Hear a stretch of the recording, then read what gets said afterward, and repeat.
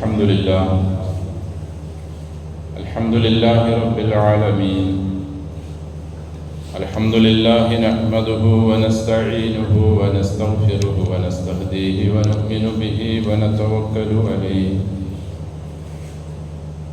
ونعوذ بالله من شرور أنفسنا ومن سيئات أعمالنا. من يهده الله فلا مضل له ومن يضلل فلا هادي له.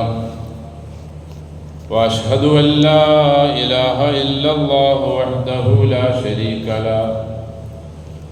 وأشهد أن محمدا عبده ورسوله أرسله بالهدى ودين الحق ليظهره على الدين كله ولو كره المشركون.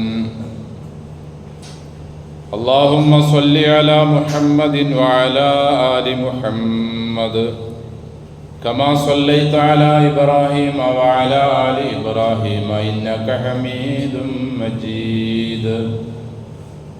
اللهم بارك على محمد وعلى آل محمد كما باركت على إبراهيم وعلى آل إبراهيم في العالمين إنك حميد مجيد. أيها الناس أوصيكم وإياي بتقوى الله. أعوذ بالله من الشيطان الرجيم. بسم الله الرحمن الرحيم. اعلموا أنما الحياة الدنيا لعب ولهو وزينة وتفاخر بينكم وتكاثر في الأموال والأولاد كمثل غيث أعجب الكفار نباته ثم يهيج فتراه مصفرا ثم يكون حطاما وفي الآخرة عذاب شديد ومغفرة من الله ورضوان وما الحياة الدنيا إلا متاع الغرور. സ്നേഹവും ബഹുമാനം നിറഞ്ഞ സത്യവിശ്വാസികളെ, വിശ്വാസിനികളെ, സർവലോക രക്ഷിതാവായ അല്ലാഹുവിൻ്റെ കൽപ്പന നിരോധനങ്ങളെല്ലാം നമ്മുടെ ജീവിതത്തിൻ്റെ എല്ലാ മേഖലകളിലും കൃത്യമായി പാലിച്ച് തഖ്വയോടെ ജീവിക്കാൻ കഴിവിൻ പരമാവധി പരിശ്രമിക്കണമെന്ന് എന്നോടും നിങ്ങളോടും വസിയ്യത്ത് ചെയ്യും.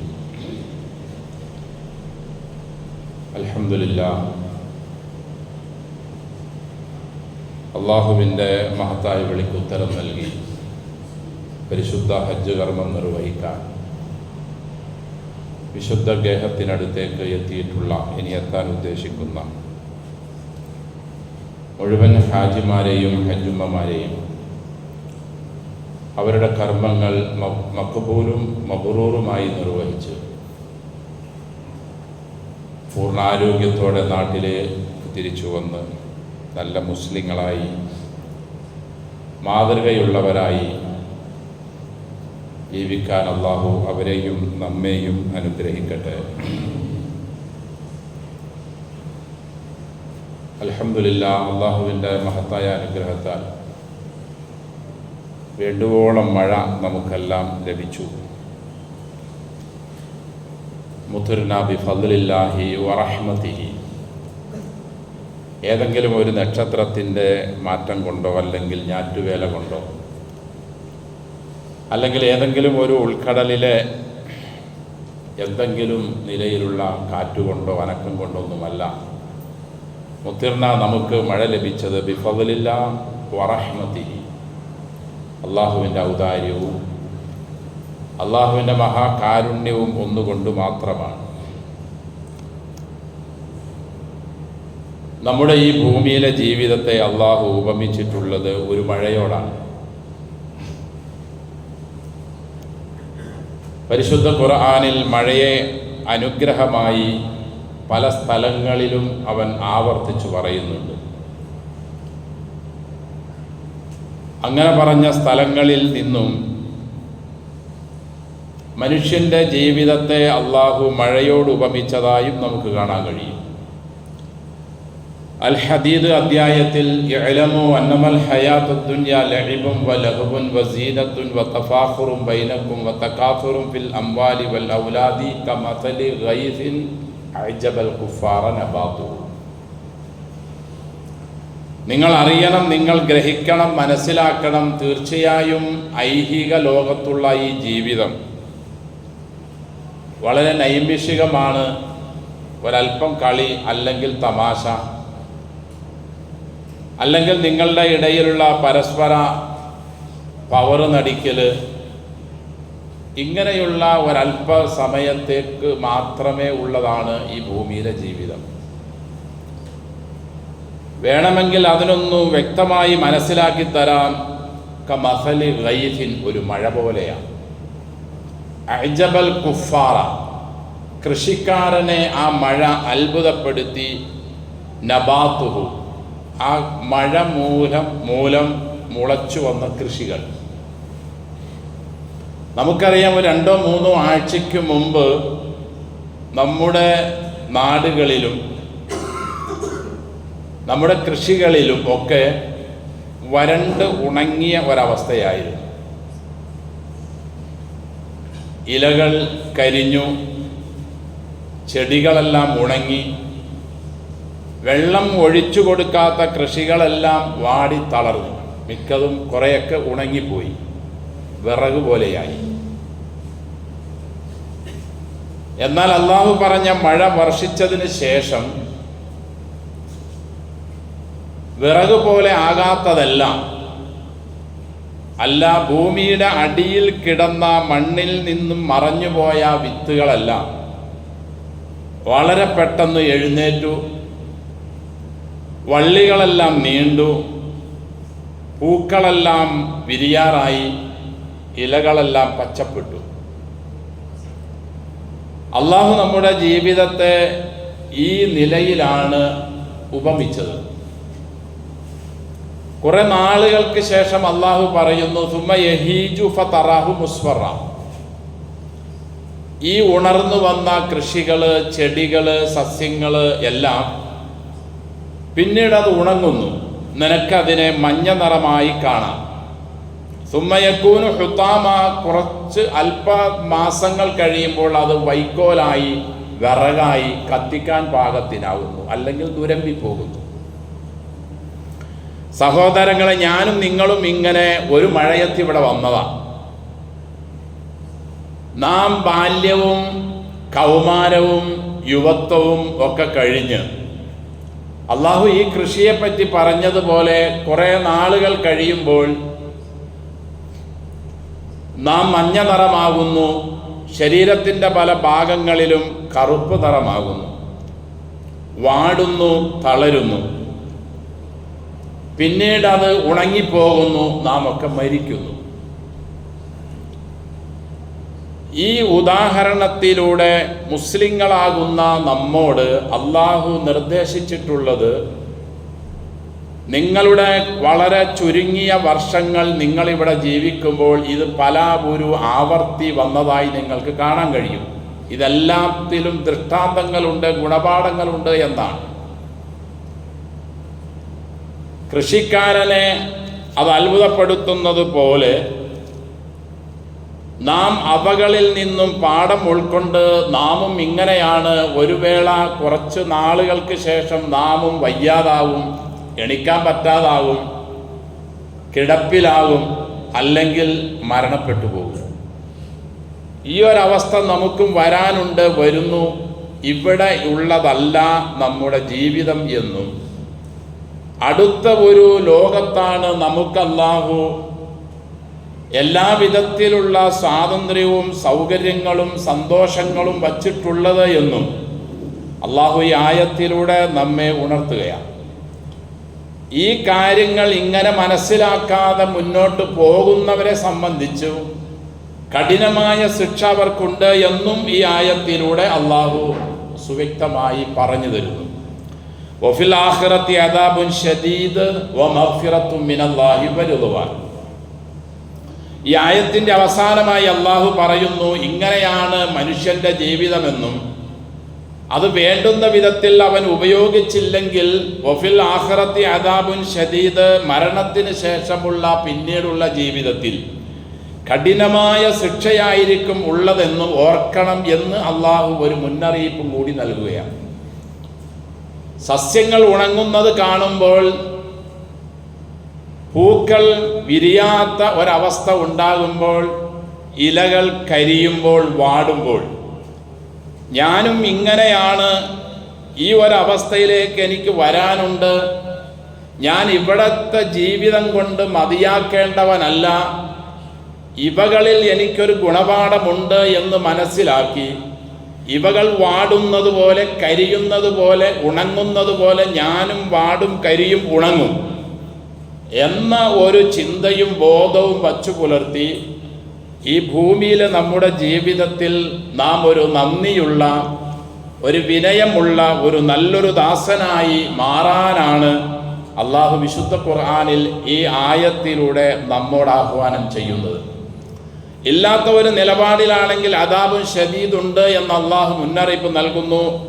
മാറാൻ തയ്യാറുള്ളവർക്ക് മഗ്ഫിറത്തും മിനല്ലാഹി വരിളുവാൻ, അള്ളാഹുവിൽ നിന്നുള്ള പാപമോചനവും സംതൃപ്തിയും ഉണ്ട് എന്ന് പറഞ്ഞുകൊണ്ട് ഓമൽ ഹയാത്തുദ് ദുനിയാ ഇല്ലാ മതാഉൽ ഗുറൂർ, ഈ ഭൂമിയിലെ ജീവിതം ആരുടേതാണെങ്കിലും അത് മനുഷ്യൻ ശ്രദ്ധിച്ചില്ല എങ്കിൽ അതൊരു ചതിയുള്ള, ഒരു വഞ്ചനയുടെ ഒരു ചരക്ക്, ഒരു വിഭവമാണ് എന്നാണ് അള്ളാഹു സൂചിപ്പിക്കുന്നത്. അപ്പോൾ ഈ ഭൂമിയിലെ ജീവിതം വഞ്ചനയിൽ നിറഞ്ഞതാണ് എന്നും ശ്രദ്ധിച്ചില്ലെങ്കിൽ, സൂക്ഷിച്ചില്ലെങ്കിൽ ആ വഞ്ചനയുടെ ഉള്ളിൽ അകപ്പെട്ടു പോകുമെന്നാണ് അള്ളാഹു നമ്മെ ഉണർത്തുന്നത്. അള്ളാഹുവിൻ്റെ റസൂൽ സല്ലല്ലാഹു അലൈഹി വസല്ലം ഈ ഭൂമിയിലെ ജീവിതത്തെ വളരെ വ്യക്തമായി ഒന്നുകൂടി മനസ്സിലാകുന്ന നിലയിൽ പറഞ്ഞതായി കാണാം. വല്ലാഹി മദ്ദുന്യാ ബിൽ ആഖിറ, ആഖിറത്തിലേക്ക് തട്ടിച്ചു നോക്കുമ്പോൾ, ആഖിറവുമായി തുലനം ചെയ്യുമ്പോൾ, അതായത് നമ്മുടെ മരണത്തിന് ശേഷമുള്ള ജീവിതവുമായി നാം താരതമ്യം ചെയ്തു നോക്കിയാൽ ആഖിറത്തിലെ ജീവിതവും ദുനിയാവിലെ ജീവിതവും ഇല്ലാ മസലു മാ യജഅലു അഹദുക്കും, നിങ്ങളിൽ ഓരോരുത്തരും അവരുടെ ഇസ്ബഅഹു, അവൻ്റെ കൈവിരൽ ആക്കുന്നത് പോലെയാണ്. ഫിൽ യമ്മി, സമുദ്രത്തിൽ, അല്ലെങ്കിൽ ഒരു കുളത്തിൽ, അല്ലെങ്കിൽ ഒരു നദിയിൽ. ഫൽ യൻദുർ ബിമ യർജിഉ, ആ പുഴയിൽ കൈ മുക്കി അല്ലെങ്കിൽ സമുദ്രത്തിൽ മുക്കി കൈ ഉയർത്തി കഴിഞ്ഞാൽ അതിൽ എത്ര തുള്ളി വെള്ളം ശേഷിക്കും, ഉയർന്നു വരും, അത്രേ ഉള്ളൂ. മരണത്തിന് ശേഷമുള്ള ജീവിതവും ദുനിയാവിലെ നമ്മുടെ നിലവിലുള്ള ജീവിതവും തമ്മിലുള്ള വ്യത്യാസം, അതായത് ഇവിടെയുള്ള ജീവിതം ഈ ഒരു തുള്ളി വെള്ളത്തിന് അത്രേ ഉള്ളൂ.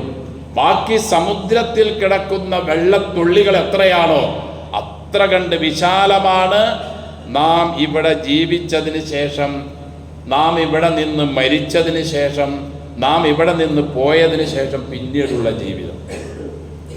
അങ്ങോട്ടാണ് ഞാനും നിങ്ങളുമൊക്കെ സമ്പാദിക്കേണ്ടത്. ഇവിടെയുള്ള താൽക്കാലിക കളിയും വിനോദവും തമാശയും അലങ്കാരവും അഭിമാനം നടിക്കലും പെരുമ നടിക്കലും ഇതിൽ മാത്രം നാം കഴിഞ്ഞുകൂടിയാൽ സഹോദരങ്ങളെ, നമ്മുടെ അടുത്ത ലോകത്തെ ജീവിതത്തെ നാം മതിമറന്നവരാകും.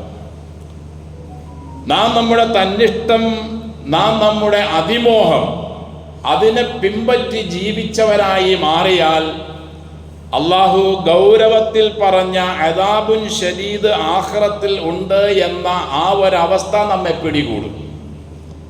നാം ഒരു നന്ദിയുള്ളവനായി മാറണമെങ്കിൽ നാം അള്ളാഹു നമുക്ക് നൽകുന്ന ഈ മഴയും, മഴയില്ലാത്ത അവസ്ഥയിൽ വരണ്ടു പോകലും, ആ സസ്യങ്ങൾ പിന്നീട് ഉണർന്നു വരലുമെല്ലാം നമ്മുടെ ജീവിതവുമായി തുലനം ചെയ്ത് തട്ടിച്ചു നോക്കി നാം നമ്മുടെ ജീവിതത്തിൽ മാറ്റങ്ങൾ വരുത്താനാണ് ഈ മഴ നൽകുന്നതും മഴ നൽകാതിരിക്കുന്നതും. അല്ലാതെ കുറേ നാൾ കഴിയുമ്പോൾ മഴ വന്നു, അത് നാം ആസ്വദിച്ചു, കുറേ നാൾ കഴിയുമ്പോൾ മഴ മാറി, അതിന് ശമിപ്പിക്കുന്നതിന് വേണ്ടി വെള്ളവും AC-യും ഒക്കെ നാം ഉപയോഗിച്ചു അങ്ങനെ ജീവിച്ചു മരിച്ചു പോകാനല്ല. ഇതിലെല്ലാത്തിലും ഗുണപാഠങ്ങളുണ്ട്.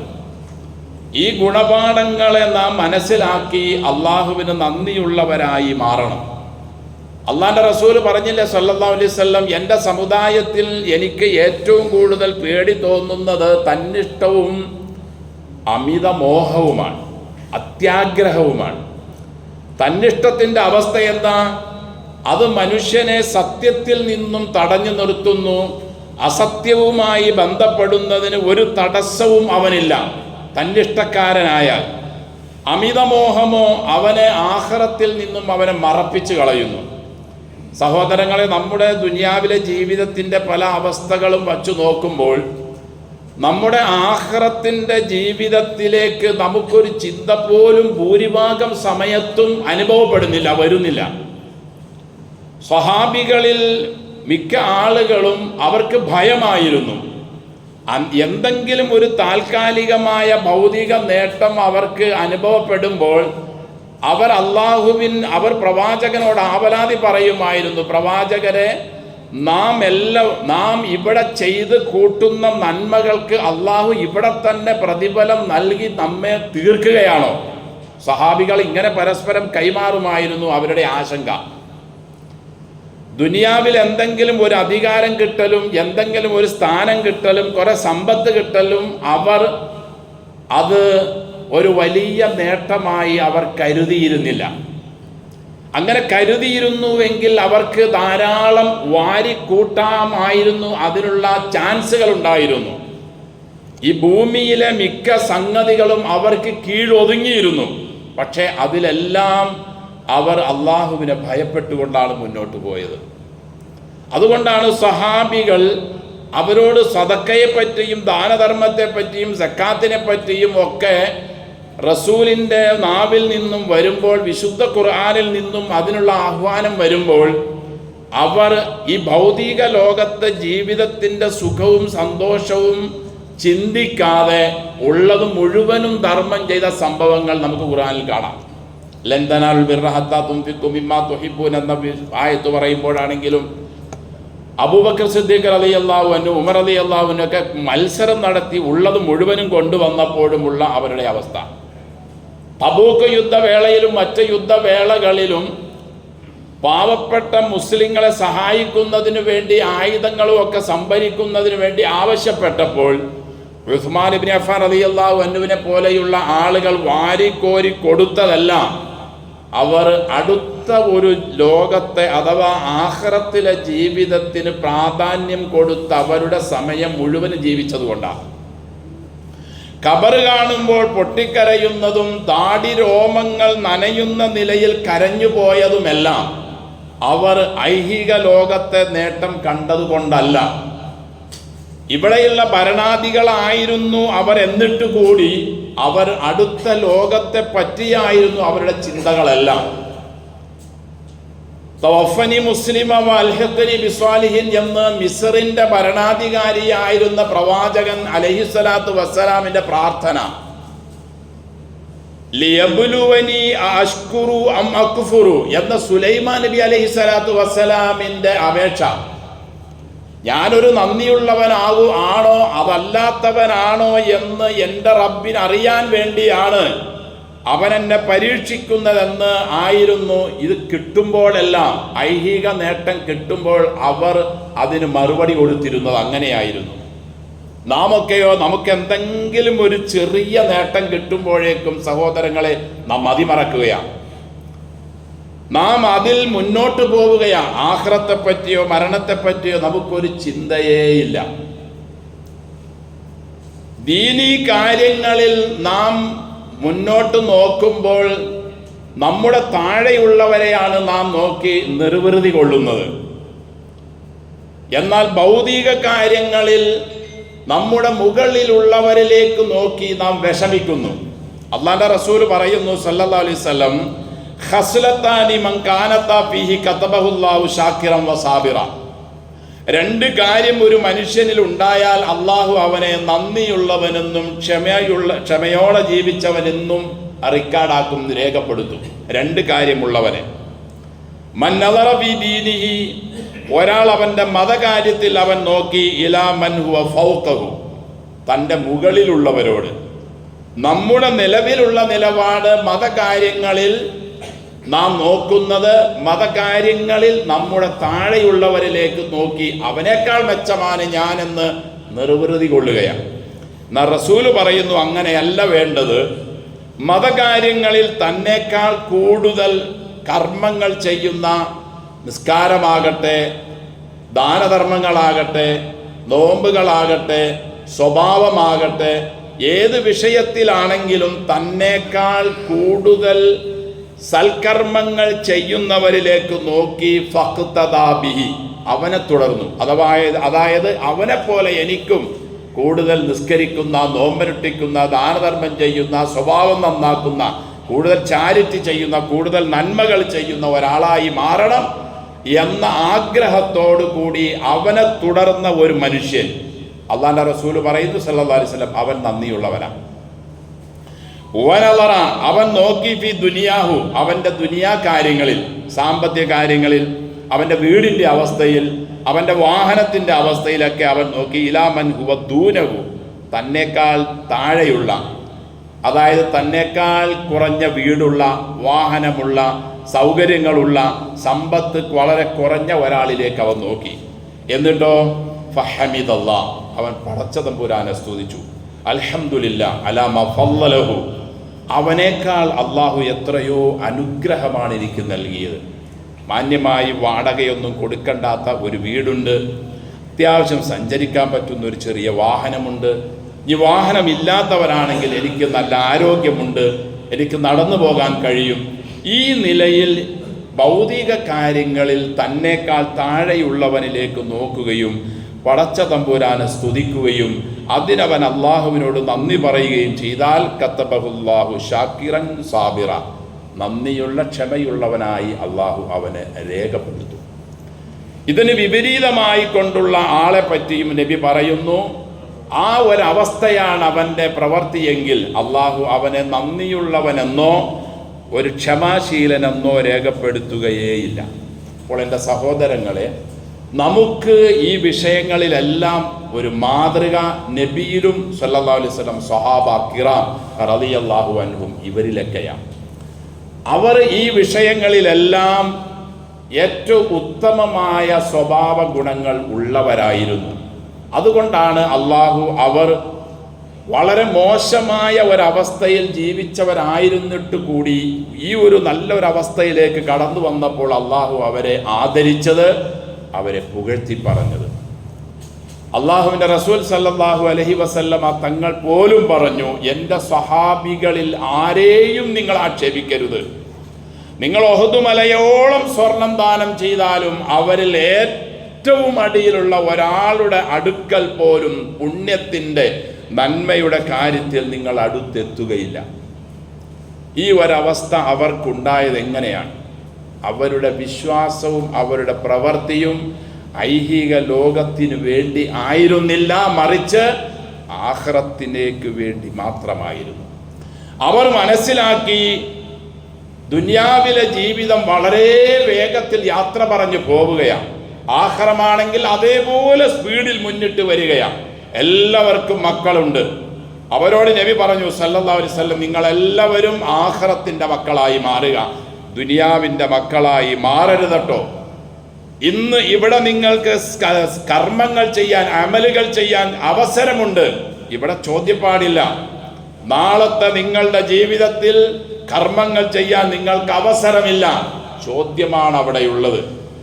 അതവർ അവരുടെ ജീവിതത്തിൻ്റെ എല്ലാ സമയങ്ങളിലും മനസ്സിലാക്കി കൃത്യമായി അവർ മുദ്ര ചെയ്തതുപോലെ അവരുടെ ജീവിതത്തിൻ്റെ മുന്നിൽ വച്ചുകൊണ്ട് അവർ ജീവിച്ചപ്പോൾ എൻ്റെ സഹോദരങ്ങളെ, അവർ ഉത്തമരായി മാറി.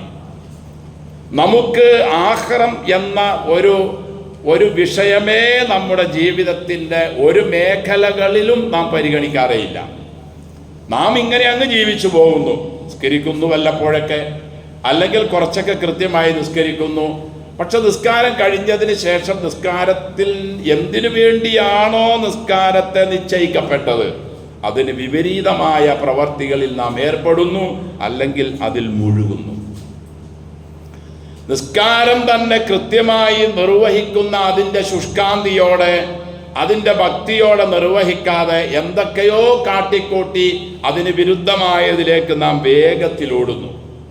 നമ്മുടെ എല്ലാ സമയങ്ങളും, ഏത് സന്ദർഭങ്ങളാകട്ടെ, നാം രാഷ്ട്രീയ പ്രവർത്തനത്തിൽ ഏർപ്പെടുകയാണെങ്കിലും, ഇനി നമ്മുടെ കക്ഷി വിജയിച്ചു വന്നു അതിനുള്ള ആഹ്ലാദ പ്രകടനങ്ങളാണെങ്കിലും, തുടർന്നുള്ള മറ്റേത് വിഷയത്തിലാണെങ്കിലും, നമ്മുടെ കച്ചവട കാര്യങ്ങളിലാണെങ്കിലും, നമുക്ക് കച്ചവടത്തിൽ കുറേ ലാഭം കിട്ടി, അപ്പോഴാണെങ്കിലും ഇതെല്ലാം നാളെ ആഖിറത്തിനു വേണ്ടി എൻ്റെ ആ ജീവിതത്തിൽ ഒരു നഷ്ടം വരാത്ത നിലയിൽ ഇതിനെ ആക്കി തീർക്കണം എന്ന ഒരു മനസ്സ് എൻ്റെയും നിങ്ങളുടെയും ഉള്ളിൽ സ്ഥിരപ്പെടുത്തിയില്ല എങ്കിൽ സഹോദരങ്ങളെ, നാം നഷ്ടപ്പെട്ടവരായി മാറും.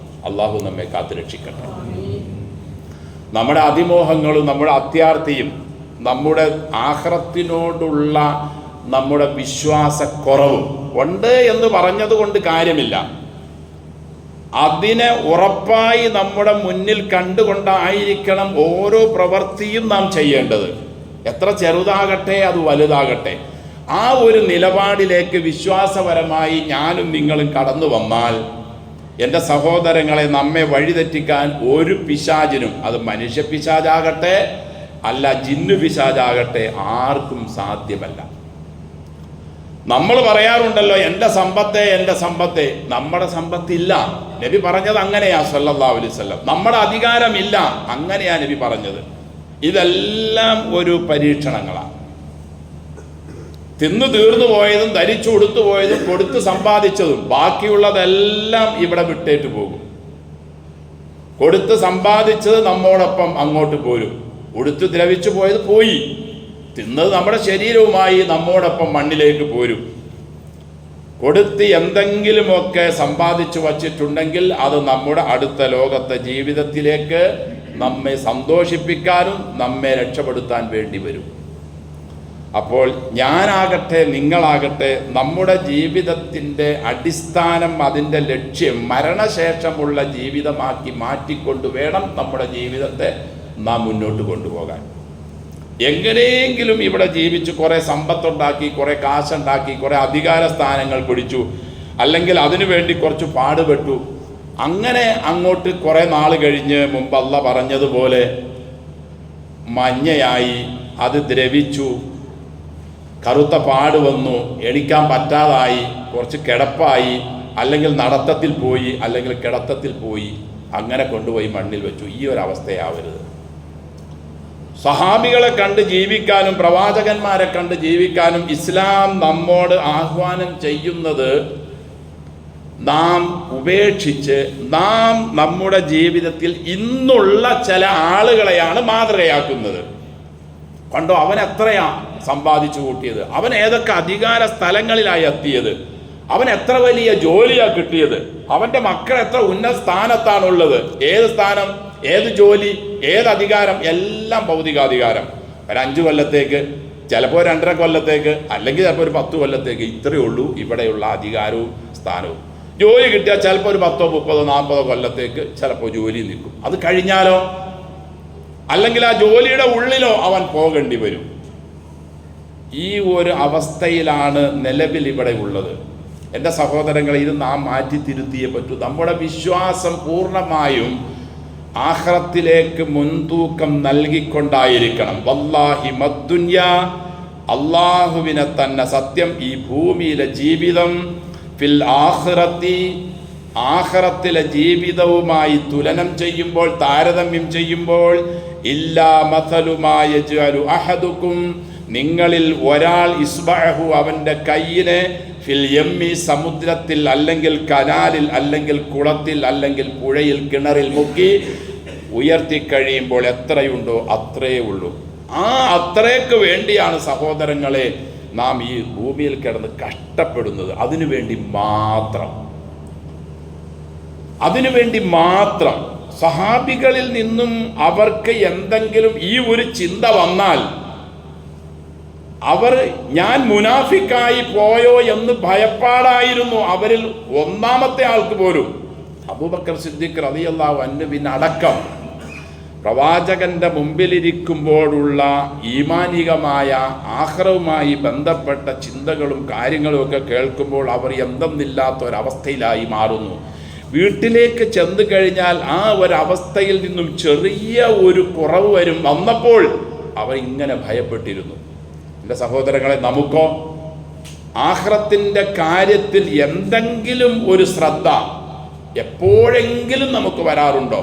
എത്ര ആണുങ്ങളായിട്ടും പെണ്ണുങ്ങളായിട്ടും കുട്ടികളായിട്ടും നാം മരിച്ചു കൊണ്ടുപോയി കബറടയ്ക്ക് തിരിച്ചു പോരുന്നത്? എന്തെങ്കിലും ഒരു ചലനം നമുക്കുണ്ടോ? ചിലപ്പോൾ ഒരു ഇന്നാലില്ല പറയും, അല്ലെങ്കിൽ ഒരു നെടുവേർപ്പിടും, അല്ലെങ്കിൽ അല്ലാഹു മഗ്ഫിർ ലഹു മഗ്ഫിർ ലഹ എന്നൊക്കെ 1, 2, 3, 10 പ്രാവശ്യം പറഞ്ഞേക്കും. പിറ്റേ ദിവസം അന്ന് കിടന്നുറങ്ങി ആ മരിച്ച് കബറടക്കിയതും ആ മണ്ണിട്ട് മൂടിയതും ആ ഖബറിൽ കണ്ടതും ഞാൻ നാളെ ഇതേപോലെ വെള്ളത്തുണിയുമായി ഈ പച്ച മണ്ണിലേക്ക് വരേണ്ടി വരും എന്ന ഒരോർമ്മയല്ല. നിങ്ങളെ മാത്രമല്ല, എൻ്റെ പോലും നമ്മുടെ എല്ലാവരുടെയും അവസ്ഥ അങ്ങനെയായി. കാരണം അത്ര കണ്ട് നാം ഒക്കെ ഭൗതിക മോഹികളും താല്പര്യക്കാരുമാരും മാറി. ഞാനും നിങ്ങളുമൊക്കെ നമ്മുടെ ഇമാമായി കാണുന്നത് ഇന്നിപ്പോൾ ഇവിടെ ജീവിച്ച് വളർന്നു വരുന്ന കുറെ ദുനിയാവിന് വേണ്ടി മത്സരിക്കുന്ന ആളുകളെയാണ് നമ്മുടെ മുൻപിലേക്ക് നാം ഇമാമുകളായി, നേതാക്കന്മാരായി നാം കാണുന്നത്. നമുക്ക് അവരെ തുടരാനേ പറ്റുന്നുള്ളൂ. സ്വഹാബികളെയൊന്നും പ്രവാചകന്മാരെ ഒന്നും തുടരാൻ, സച്ചരിതരായ മരണപ്പെട്ടു പോയ ആളുകളെ ഒന്നും തുടരാൻ നമുക്ക് കഴിയുന്നില്ല. സ്വഹാബികൾ പറയുമായിരുന്നു, നിങ്ങൾ മരണപ്പെട്ടു പോയവരെ നിങ്ങൾ തുടരൂ, ജീവിച്ചിരിക്കുന്നവരെ തുടരല്ലേ. അതാരാണ്? അവരാണ് സ്വഹാബികൾ. അവർ അള്ളാഹുവിൻ്റെ റസൂലിൽ നിന്നും സല്ലല്ലാഹു അലൈഹി വസല്ലം ദീൻ പഠിച്ചു മനസ്സിലാക്കി അവരുടെ ഭൗതിക ലോകത്തെ ജീവിതത്തെ അവർ നശ്വരമായി, ഒരു ഉറപ്പായി നശിക്കുന്ന ഒന്നായി അവർ കണക്കാക്കി അടുത്ത ലോകത്തെ ജീവിതത്തിനു വേണ്ടി അവർ സമ്പാദിച്ചവരായിരുന്നു. നിങ്ങൾ അവരെ തുടരൂ എന്നാണ് അവരൊക്കെ അവരുടെ ഉപദേശങ്ങളിൽ നമുക്ക് നൽകിയിട്ടുള്ള നിർദ്ദേശം. പക്ഷെ നാം ഒന്നും, ഞാനടക്കമുള്ള നമ്മളാരും എൻ്റെ സഹോദരങ്ങളെ ഈ ഒരു അവസ്ഥയിലേക്ക് വരുന്നില്ല. കുറേയൊക്കെ സംസാരിക്കും, കുറേയൊക്കെ ഉപദേശിക്കും, കുറേയൊക്കെ വഴുതു പറയും, കുറേയൊക്കെ ഇരുന്ന് കേൾക്കും, കുറച്ചൊക്കെ ഖുർആൻ ഓതും. എന്താ പറഞ്ഞതൊക്കെ വല്ലപ്പോഴൊക്കെ അത് വായിച്ചു നോക്കും. അത് അടച്ചു കഴിഞ്ഞാൽ, ഉപദേശം കേട്ട് കഴിഞ്ഞാൽ, അത് പറഞ്ഞു കഴിഞ്ഞാൽ നാം അത് വിസ്മൃതിയിലേക്ക് തള്ളിക്കളയുകയാണ്. അള്ളാഹു നമ്മെ കാത്തുരക്ഷിക്കട്ടെ. നമുക്കൊക്കെ അള്ളാഹു അവൻ്റെ ദീൻ, അവൻ്റെ ഖുർആൻ, അവൻ്റെ പ്രവാചകൻ്റെ തിരുചര്യ കൃത്യമായി എന്തെന്ന് കൃത്യമായി മനസ്സിലാക്കി അവരെ തുടർന്ന് അവരെ ഇത്തിബാഅ് ചെയ്ത് മുന്നോട്ട് പോകാൻ അള്ളാഹു നമുക്കും എല്ലാ മുസ്ലിങ്ങൾക്കും തൗഫീഖ് നൽകട്ടെ.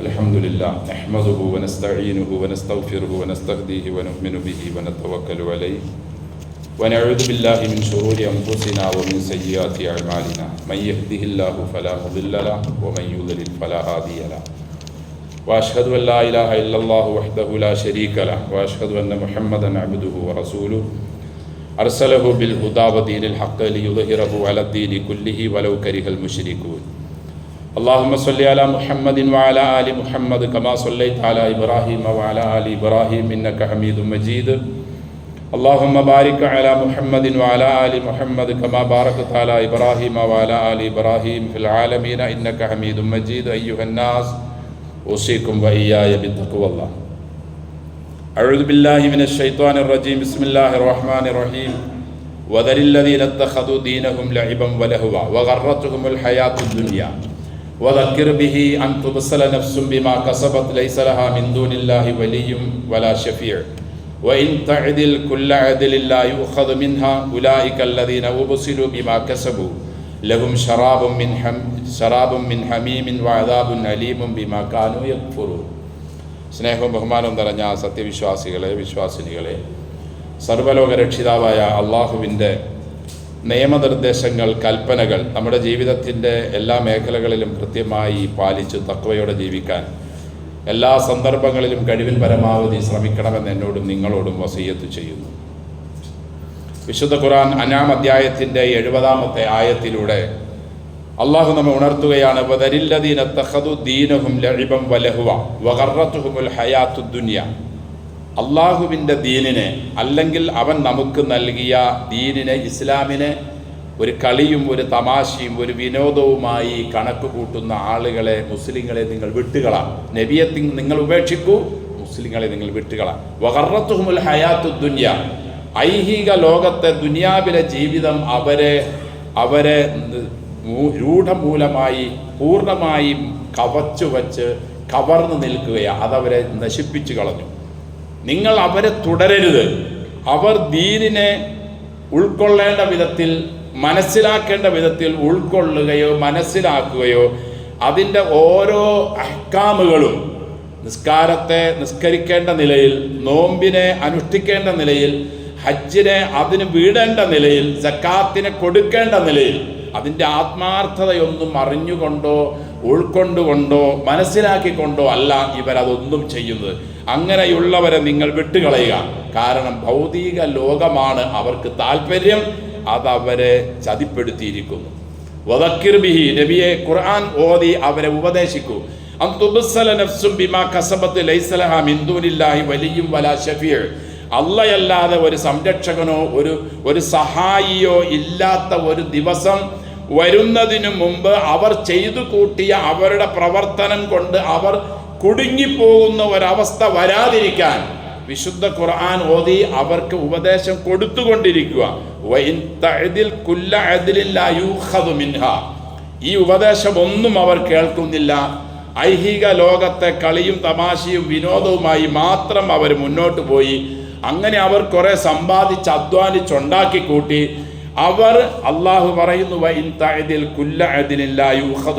എത്രയെല്ലാം കൈക്കൂലി നൽകി, എത്രയെല്ലാം സംഭാവന നൽകി, ഇതിൻ്റെ അള്ളാഹുവിൻ്റെ ശിക്ഷയിൽ നിന്നും രക്ഷപ്പെടാൻ അവർ ശ്രമിച്ചാലും ലാ യുഖദു മിന്ന, അതൊന്നും നടക്കുന്ന കാര്യമല്ല, അതൊന്നും സ്വീകരിക്കപ്പെടുന്നതുമല്ല.